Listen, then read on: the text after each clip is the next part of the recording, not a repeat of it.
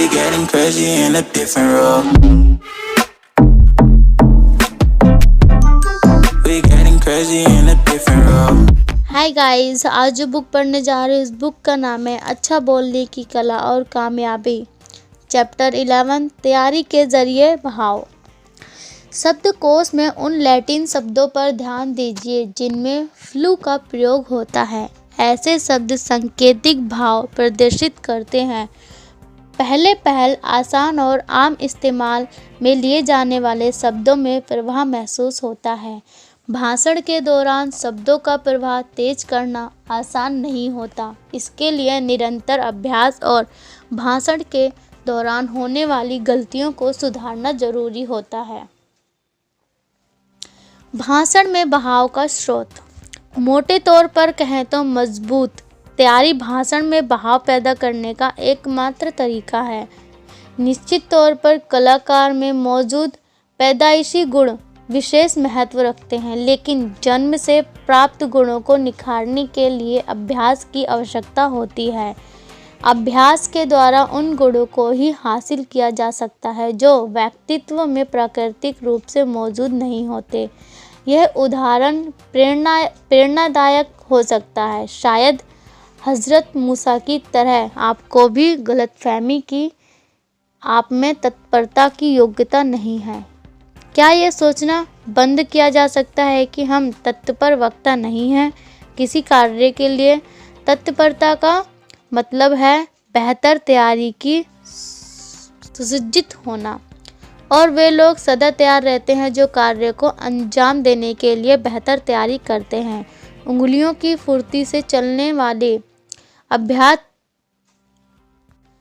ताबतोड़ गोलियों चलाने समक्ष बंदूक से ज़्यादा महत्वपूर्ण होता है। भाषा में बहाव की कला दो महत्वपूर्ण अवस्थाओं के सीधे अनुपात में होती है। भाषण के विषय और बोलने के अंदाज का गुण ज्ञान होना चाहिए। इस प्रकार भाषण में बहाव पैदा करने का अन्य महत्वपूर्ण सिद्धांतों का बोध होता है।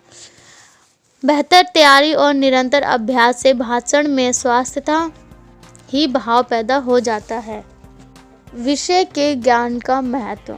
आकर्षक प्रस्तुतिकरण में अभ्यास के भूमिका के साथ कुछ और महत्वपूर्ण पहलू भी होते हैं। विचारों को क्रमबद्ध तरीके से पेश करना, शब्द का सटीक चयन, सहज व्याख्यान, सही समय पर विराम, आत्मा चेतना और क्रमबद्ध तरीके से पेश करना। कुछ अन्य विशेषताओं का वर्णन इस अध्याय में नहीं तो पुस्तक में कहीं न कहीं ज़रूर किया जाएगा।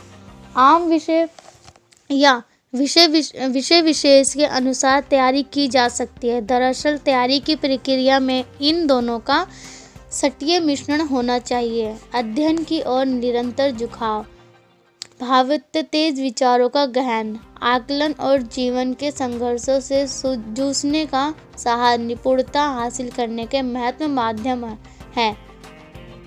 सुसंग्रहित दिमाग, व्यापक अनुभव और संवेदनशीलता रखने वाला व्यक्ति किताबों के मुकाबले इन गुणों से ज़्यादा सीखता है। विषय से संबंधित उचित जानकारी, वातावरण से हासिल किए गए गहन अनुभव और अच्छी संगीत से मिले महत्वपूर्ण सुझाव जैसे गुणों के मिश्रण को उत्तम तैयारी माना जाता है। अच्छी संगति एवं उत्तम विचारों से आदर्श सोच विकसित होती है। मित्रों के बीच निपुण भाषण शैली प्रस्तुत करने वाला व्यक्ति ही आदर्श वक्ता बन जाता है। अतः विचारों को सटीक शब्दों के माध्यम से व्यक्त करें। वक्ता भी अपने भाषण से उतना ही सीखता है जितना दर्शक। कभी कभी बोलने से पहले वक्ता विषय के कम जानकारी होने के धारणा बना लेता है। ऐसे में याद रखें कि एक विचार दूसरे विचार को जन्म देता है। ये जानकर हैरानी होगी कि वक्ता कितना प्रस्तुत करता है, दर्शक उससे ज़्यादा ही उम्मीद रखते हैं। दोस्ताना वार्तालाप के जरिए मानसिकता और व्याख्यान में बहाव विकसित होता है। लॉन्गफेलो ने कहा है, किसी ज्ञानी व्यक्ति के साथ ही गई एक चर्चा 10 साल तक हासिल किए गए किताबों ज्ञान से ज़्यादा कारगर सिद्ध होती है। और होम्स ने बड़ी मनमौजी ढंग से घोषणा की है कि आधे समय तो वह केवल विचाराधीन मुद्दों पर ही बोलता रहा, लेकिन भाषण के मंच पर यह तरीका नहीं अपनाया जा सकता। दरअसल संग्रह के माध्यम से प्राप्त संपन्नता का उपयोग एक महान भाषण की तैयारी के लिए करना चाहिए। निसंदेह यह एक महान विचार है और इस विचार को विस्तार से प्रस्तुत करने के लिए एक अलग अध्याय की जरूरत पड़ेगी। अभ्यास।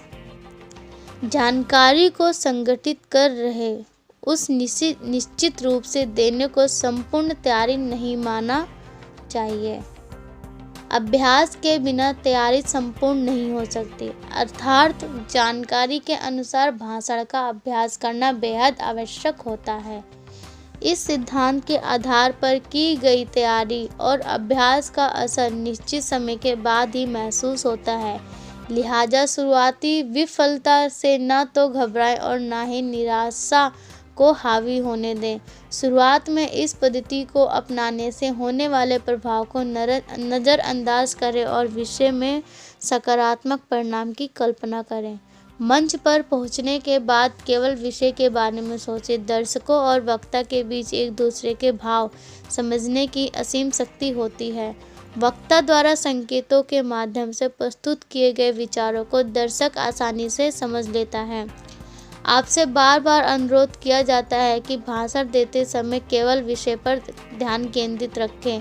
यह सलाह थोड़े से बहुत समझनी चाहिए। भाषण से संबंधित अन्य महत्वपूर्ण पहलुओं को भूलने की सलाह कतई नहीं दी जा रही है।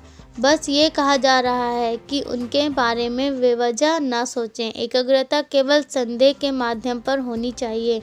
हालांकि अवचेतन में तकनीकी पहलुओं पर विचारों को भटकावा होता रहता है, लेकिन इससे भाषण पर प्रभाव नहीं पड़ता। दरअसल एक निपुण वक्ता समय के साथ इस कला में अभ्यस्त हो जाता है।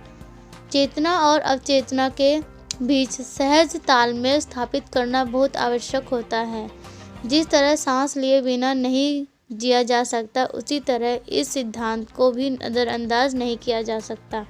मंच पर हाव भाव सुर बदलने की कला उतनी ही निपुण होनी चाहिए जितना वास्तविक हाव भाव स्वर और सुर बदलने का अंदाज होता है। भाषण के दौरान वाक्यों का बहाव कैसा है, बस इतना विचार ही बहाव के बिगाड़ देता है। आत्मविश्वास से संबंधित शुरुआती अध्याय का ध्यान कर सके।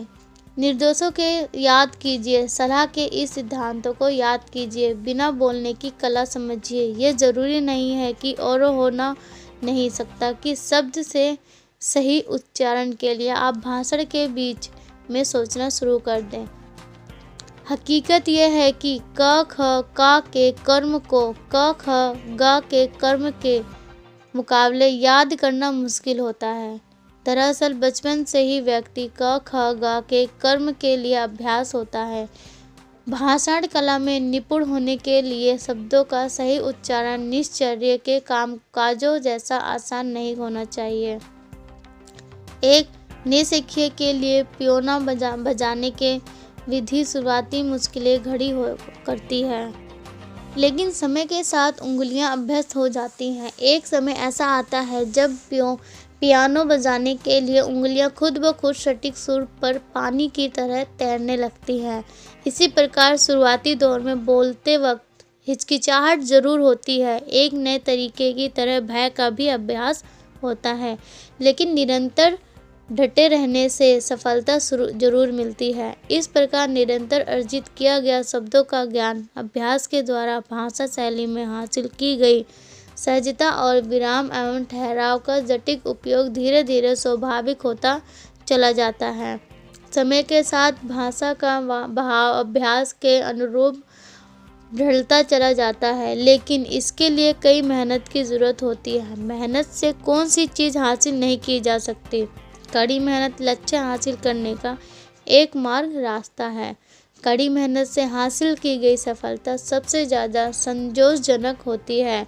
यादगार भाषण के लिए सोचने के गए विचार और कड़े अभ्यास का फल अति स्वादिष्ट होता है।